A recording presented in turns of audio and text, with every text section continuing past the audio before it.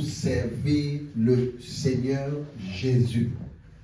11 clés pour servir le Seigneur Jésus. 1 Pierre 2, le verset 9. 1 Pierre 2, le verset 9. 1 Pierre, chapitre 2, le verset 9. C'est le passage de cette église. Vous, au contraire, vous êtes une race élue, un sacerdoce royal. C'est ce que j'aimerais. Vous êtes un sacerdoce. Non seulement vous êtes une race élue, mais vous êtes un sacerdoce. Quand on parle de sacerdoce, on parle de service. Et ici, nous sommes dans le service selon Christ, dans le service de la nouvelle alliance, dans le service en Christ, dans le nouveau sacerdoce qui est royal. Donc voilà donc 11 clés que je vais distiller, que je vais donner ce soir pour servir le Seigneur. Mais avant de donner les clés, on va rappeler certains petits principes. Notez bien numéro 1. Servir est l'appel de tous les croyants. Servir est l'appel de tous les croyants. Servir, c'est l'appel de tous les croyants. Donc, tous les croyants sont appelés à servir. Les chrétiens sont appelés à servir. Le service n'est pas que limité à ceux qui ont les 5 appels du ministère, donc pasteur, apôtre, docteur, évangéliste et prophète. Le service est rattaché à tous les croyants. Dès que tu as reçu Christ, tu deviens un serviteur de Christ. Immédiatement. Tu deviens un serviteur. Pourquoi? Parce que quand tu es dans une maison, quand tu fais partie d'une famille, tu n'es pas juste membre de la famille simplement, non. Tu es membre pour faire grandir la famille. Donc, être adopté dans la famille de Christ, c'est un appel au travail. C'est un appel au service. Notez bien numéro 2. Servir, c'est être la continuité du ministère de Jésus sur la terre. Je me répète. Servir, c'est continuer le ministère de Jésus-Christ sur la terre. Jésus-Christ a vécu 30 ans, plus de 33 ans sur terre et a servi, a eu 3 ans de ministère. Je n'ai que pendant les débats que c'était 32 ans, c'était 31 ans. Les gens aiment trop les débats inutiles. Les références que nous avons, c'est 33 ans. Et 3 ans de ministère.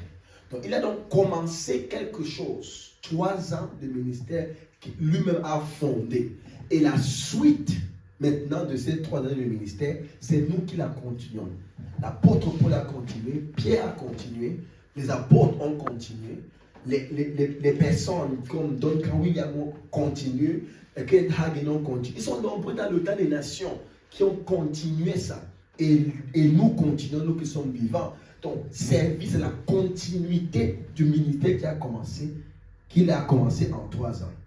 C'est la suite. Ce n'est pas qu'il y a un nouveau d'autres églises. Non.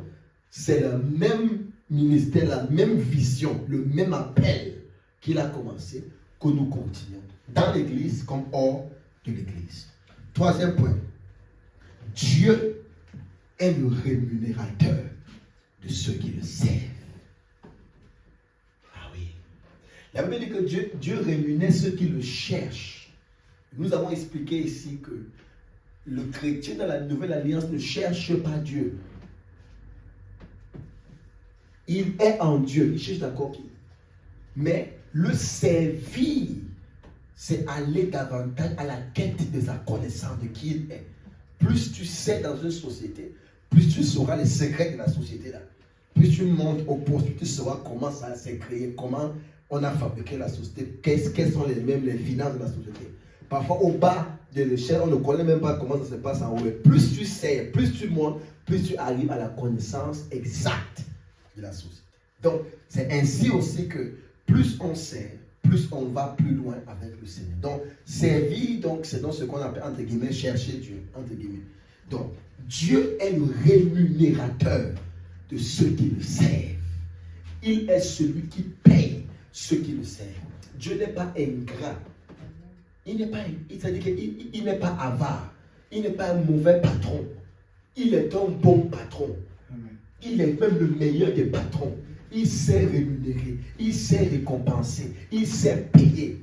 Servir Dieu, c'est le meilleur des services qui existent. Ah oui. Amen. C'est le meilleur des services qui existent. C'est le meilleur des boulots.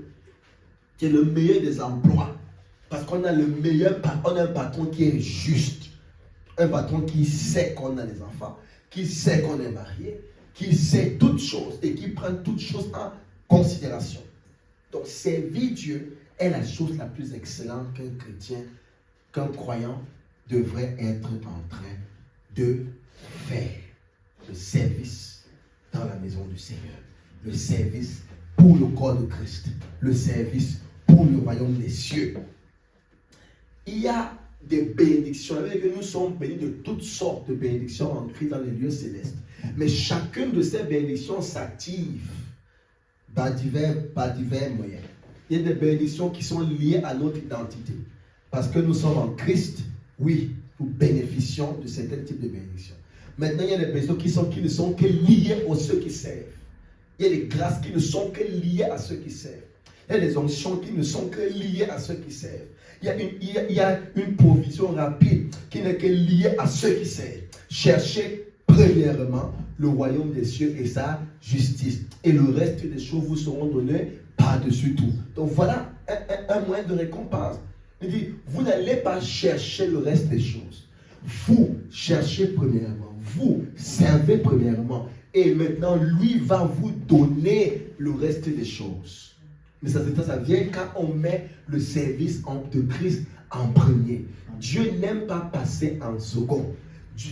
Dieu n'aime pas passer le dernier. Il aime passer en premier. Parce qu'il est un roi. Il est un prince. Les choses du roi se font avant de faire toutes choses. Les décisions du ciel viennent avant. Qu'on soit en forme, qu'on soit fatigué, qu'on soit faible, qu'on soit malade. N'écrivez pas ça, j'étais extrêmement malade, mais j'étais en train de prêcher ici. Qu'on soit quoi? Le service de Dieu, l'appel de Dieu passe avant. Et c'est ça que Dieu rémunère. Amen. Pas autre chose, c'est ça que Dieu rémunère. Il donne par-dessus tout. Il donne par-dessus tout. Amen. Donc, servir, ça vient du grec diakonéo. Servir vient du grec diakonéo, qui veut dire pour première définition du mot servir, c'est dévouer pour la cause de quelqu'un d'autre. Première définition du mot servir, du verbe servir. Se dévouer pour la cause de quelqu'un d'autre. La question que tout croyant doit se poser et que je vais poser, quelle est cette chose que vous faites actuellement qui profite à quelqu'un d'autre que vous-même? C'est la question que chaque personne devrait se poser. Quel est ce que vous faites? Quel est ce dans quoi vous êtes impliqué? Ce qui implique votre temps, ce qui implique votre énergie, ce qui implique ce que vous faites, mais qui ne profite pas à vous, mais à quelqu'un d'autre. C'est ça le service. C'est-à-dire que si tout ce que tu fais te profite à toi, tu n'es pas en train de servir. Mais quand ça profite à quelqu'un d'autre, quand c'est donné pour quelqu'un d'autre, quand c'est quelqu'un d'autre qui bénéficie de tes efforts, qui bénéficie de ta force, qui bénéficie de tes finances, tu es en train de servir. C'est ça le service. Mettre tout en jeu pour quelqu'un d'autre. C'est ça la cause de l'Église. C'est la cause de Christ.